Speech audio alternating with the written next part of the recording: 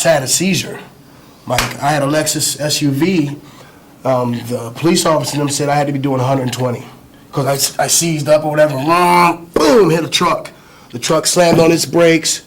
My car got turned around because there was a guy right behind me watching it. Like, it was like, holy crap, dude! I can't believe you walked out that. But tore my car up, ripped the engine up. My hood of my car came right through the cab, just cut everything like butter. Came, hit me right in the head here, and when it hit me here, it bent the hood of my car, but it grooved this all out.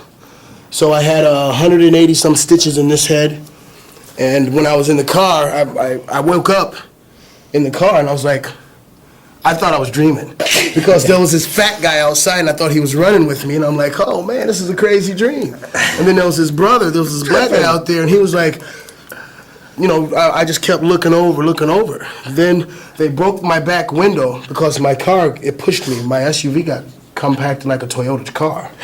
So my engine kind of got threw up into the car on top of me, pushed me back into my back, like my hatchback and that. The guy cracked my window and it kind of woke me up.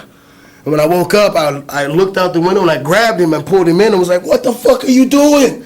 He was like, don't worry, bro, we're gonna get you out, you're gonna be safe. As soon as he said that, I looked back and there was this big ass semi right like this far from me. Fuck! Not like this. Please do not let me go like this. I'm supposed to, I think I'm gonna die. And when I die, I'm gonna die saving someone. Or I'm gonna die with a meaning like behind it, not by just driving down the road and getting in a car accident. So I try to move, but my hood's right here in my head. I can't move this way. My engine and that is right here on top of me. Like, you know, all of it is here. I'm like, fuck. I'm just sitting there thinking, like, screaming, like, fuck, no! I smell gas. My wife, you never put gas in the car. So I filled the car up before I went to go eat, and all I could smell was that gas.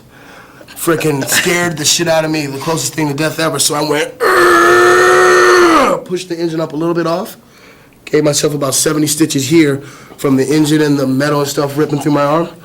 And luckily my wife is a little shorter. Pushed my engine back maybe 1/4 of an inch, and you know, we like that extra inch. Yeah. So I finally crawled out the back.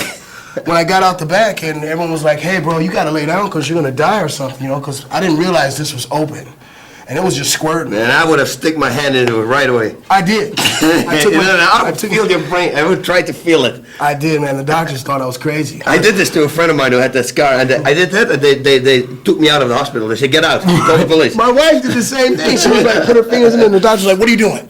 That's sterile right there. Your hands are dirty. But after that, you know, I had about a month, and then I had the Bushido coming up. And me being me, you know, we're warriors. Yep.